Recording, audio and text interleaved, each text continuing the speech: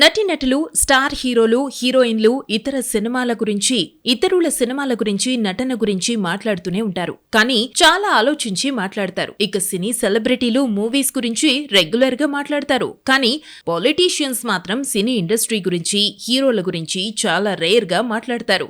ఒకవేళ మాట్లాడితే మాత్రం ఆసక్తికరంగా మాట్లాడతారు. ఇందులో భాగంగా రీసెంట్ గా నారా లోకేష్ మాట్లాడిన మాటలు సోషల్ మీడియాలో దుమారం రేపుతున్నాయి. తాజాగా ఏపీ మంత్రి నారా లోకేష్, కేంద్ర మంత్రి Rammohan Naidu national media India today నిర్వహించిన కాంక్లేవ్ లో పాల్గొన్నారు. ఈ కార్యక్రమంలో భాగంగా ఓ యాంకర్ ఈ ఇద్దరిని సరదాగా ఇంటర్వ్యూ చేశారు. ఇష్టమైన ఫుడ్, ఏపీ ప్లేసెస్, సినిమాల గురించి అడిగిందే. ఈ క్రమంలో చిరంజీవి, బాలకృష్ణ, పవన్ కళ్యాణ్ ఈ ముగ్గురిలో ఫేవరెట్ హీరో ఎవరని అడగ్గా నారా లోకేష్ అందరూ ఇష్టమే, కానీ చిన్నప్పటి నుంచి బాలయ్య బాబే ఫేవరెట్ హీరో.